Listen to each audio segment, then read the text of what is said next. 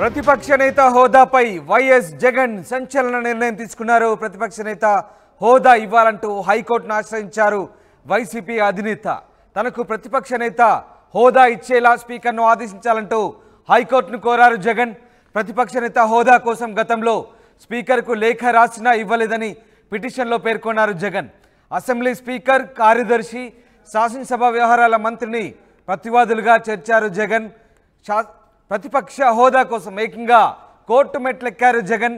అయితే జగన్కు ప్రతిపక్ష హోదా దక్కేంత సంఖ్యాబలం అసెంబ్లీలో లేకపోవడంతో ఇప్పటివరకు ఆయన ప్రతిపక్ష నేత హోదా కూడా కోల్పోయారు. మొన్నటి ఎన్నికల్లో ఘోర పరాభవం తర్వాత వైసీపీ అధినేత జగన్మోహన్ రెడ్డి ప్రతిపక్ష హోదా కూడా కోల్పోయిన పరిస్థితి. ఈ నేపథ్యంలో ఆయన అసెంబ్లీలో గతం మాదిరిగా ప్రతిపక్ష నేత హోదా దక్కాలంటే మెజార్టీ అవసరం లేదంటూ ఆయన వాదిస్తున్న పరిస్థితి. ఈ నేపథ్యంలో ఆయన హైకోర్టును ఆశ్రయించారు. తనకు ప్రతిపక్ష నేత హోదా ఇచ్చేలా స్పీకర్ను ఆదేశించాలంటూ ఆయన హైకోర్టును కోరారు. దీనికి సంబంధించి ఆయన అసెంబ్లీ స్పీకర్, కార్యదర్శి, శాసనసభ వ్యవహారాల మంత్రిని ప్రతివాదులుగా చేర్చారు.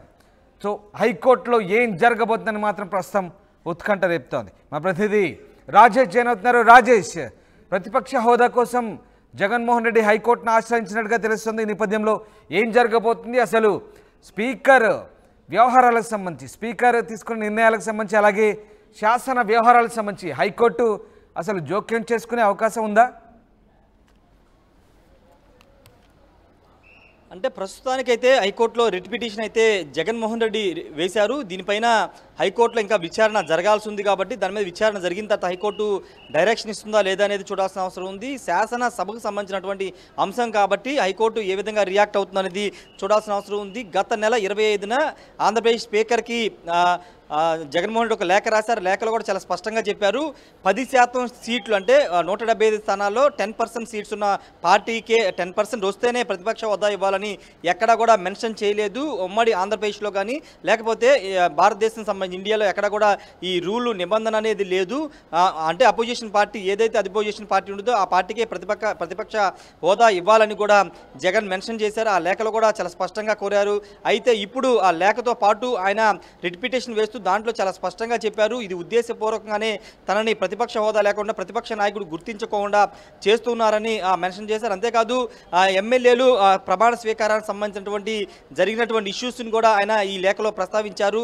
ముఖ్యమంత్రి ప్రమాణ స్వీకారం, ఎమ్మెల్యేగా ప్రమాణ స్వీకారం చేసిన తర్వాత ప్రతిపక్ష నేత ప్రమాణ స్వీకారం చేయాల్సి ఉంటుంది. కానీ మంత్రుల చేత ప్రమాణ స్వీకారం చేయించిన తర్వాత ఉద్దేశపూర్వకంగానే తన చేత ఎమ్మెల్యేగా ప్రమాణ స్వీకారం చేయించారంటూ ఆయన తన రిట్ పిటిషన్లో పేర్కొన్నారు. అంతేకాదు ఒక చట్టాన్ని కూడా మెన్షన్ చేశారు. అదేంటంటే section 12B of the Andhra Pradesh payment of salaries and pension and removal of disqualification act 1953 or the alternative declare me as the leader of opposition in the Andhra Pradesh assembly అని ఆ యాక్ట్ని కూడా మెన్షన్ చేశారు. దీని ప్రకారం తనని ఈ చట్టం ప్రకారం, ఈ నిబంధన ప్రకారం తనని ఆంధ్రప్రదేశ్ శాసన అసెంబ్లీలో ప్రతిపక్ష నేతగా ప్రకటించాలంటూ ఆయన హైకోర్టును అయితే ఆశ్రయించిన నేపథ్యం అయితే ఉంది. అసెంబ్లీ స్పీకర్తో పాటు అసెంబ్లీ సెక్రటరీ జనరల్, అదేవిధంగా అసెంబ్లీ శాసనసభ వ్యవహారాల శాఖ మంత్రి పయ్యావుల కేశును దీంట్లో ప్రతివాదులుగా చేర్చారు. అయితే ఇక్కడ ఇంకో అంశాన్ని కూడా నిన్న నుంచి వైసీపీ హైలైట్ చేస్తుంది.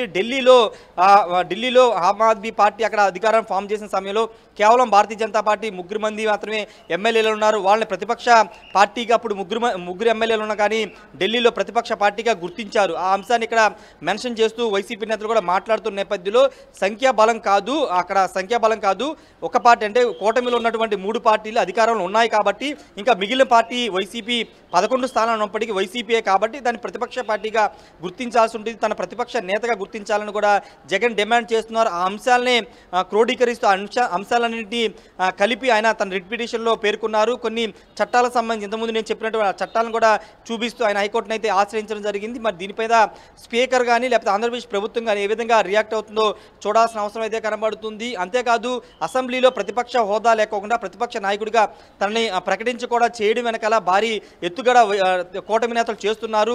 తాను ప్రతిపక్ష నేతగా కనుక అసెంబ్లీలో ఉంటే ప్రభుత్వం మీద విమర్శలు చేస్తాను, ప్రభుత్వాన్ని ప్రశ్నిస్తాననే కారణంతోనే తనకి ప్రతిపక్ష హోదా ఇవ్వట్లేదని కూడా జగన్ ఈ లేఖలో రిట్ పిటిషన్లో పేర్కొన్నారు. మరి ఈ రిట్ పిటిషన్ మీద హైకోర్టు ఎలాంటి విచారణ చేస్తుంది, ఇప్పటికే ప్రతివాదులుగా చేర్చారు కాబట్టి వాళ్ళ తరపున ఎలాంటి వాదనలు స్పీకర్ తరపున, పయ్యావుల కేశవ్ తరపున, అసెంబ్లీ సెక్రటరీ జనరల్ తరపున ఎలాంటి వాదనలు వినిపిస్తారో చూడాల్సిన అవసరం అయితే కనబడుతుంది. ఖచ్చితంగా ప్రతిపక్ష హోదా పైన జగన్ అయితే అనేక మార్గాల ద్వారా ప్రయత్నాలు చేస్తున్నారు.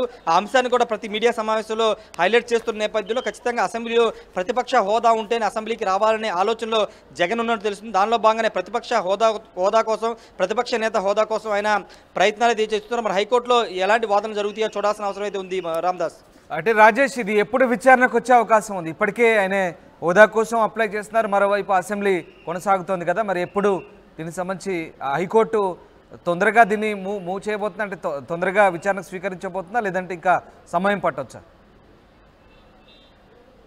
అంటే రేపు ఎల్లుండిలోనే ఈ పిటిషన్ మీద విచారణ జరిగే అవకాశం అయితే కనబడుతుంది. అయితే ప్రభుత్వం తరపున ఏదన్నా సమయం అడిగే అవకాశం ఉందా, లేకపోతే ప్రభుత్వం ఏదైనా వాదనలు వినిపిస్తుందా అనేది చూడాల్సిన అవసరం ఉంది. అంటే వైసీపీ అధినేత జగన్ అడిగినటువంటి ఆ చట్టాలకు సంబంధించిన వాటితో వివరణతో కూడినటువంటి ఎక్స్ప్లెనేషన్ కానీ విచారణ కానీ జరపాలి కాబట్టి ఖచ్చితంగా ప్రభుత్వం తరపున సమయం కోరే అవకాశం కనబడుతుంది. సమయం కోరిన తర్వాత పూర్తి స్థాయిలో విచారణ జరిపించిన తర్వాత దీని మీద నిర్ణయం అయితే హైకోర్టు తీసుకునే అవకాశం ఉంది. ఒకవేళ హైకోర్టులో అనుకూలంగా వస్తే, జగన్కి అనుకూలంగా వస్తే ఓకే, కానీ ఒకవేళ హైకోర్టులో కనుక వ్యతిరేకంగా వస్తే అవసరమైతే సుప్రీంకోర్టుకి వెళ్లే ఆలోచనలో కూడా వైసీపీ అధినేత జగన్ ఉన్నట్టు తెలుస్తుంది. సుప్రీంకోర్టులో అయినా తనకి న్యాయం జరిగిద్దని ఒక ఆశాభావం అయితే జగన్ ఉన్నారు. మరి హైకోర్టు ఎలాంటి డైరెక్షన్ ఇస్తుందో చూడాలి. ఒకవేళ హైకోర్టు కనుక దీన్ని తిరస్కరిస్తే కనుక సుప్రీంకోర్టుకి అయితే జగన్ వెళ్లే అవకాశం ఎక్కువ శాతం ఉంది. Ramdas, right Rajesh, thank you very much. ప్రతిపక్ష నేత హోదాపై వైఎస్ జగన్ సంచలన నిర్ణయం అయితే తీసుకున్నారు. ఏకంగా హైకోర్టును ఆశ్రయించారు. తనకు ప్రతిపక్ష నేత హోదా ఇచ్చేలా స్పీకర్ను ఆదేశించాలన్నారు జగన్.